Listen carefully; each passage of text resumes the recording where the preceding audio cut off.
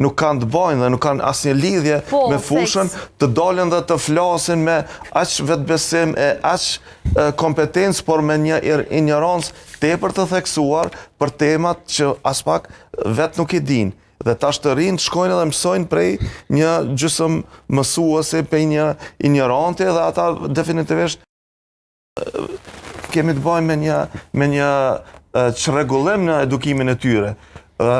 Atje për shembull në Kinë ishte definuar që vetëm profesionisti ka drejt, vetëm mjeku ka drejt të flas për shëndetin dhe për farmacisti ka drejt të flas për barnat, e jo sikur në Kosovë që patëm rastin të përdoren ilaçet e shtazëve për shërimin e njerëzve, për shkak se një individ i caktuar ka lexuar dikon ku ta dim ne që mund të përdorë dhe ka efekt kundër autizmit.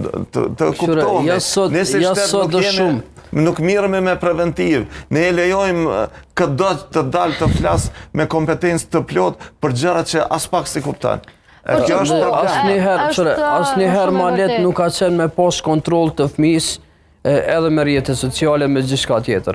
Ekzistojnë mbi 20 aplikacione në telefonin mobil, që mund është telefonin tonë me e lidh me telefonin e fëmijës, mund është me pa gjatë të kohës çka është të bëjë fëmia yt me atë telefon, edhe mund është me ja blloku telefonin prej telefonit tonë në distancë.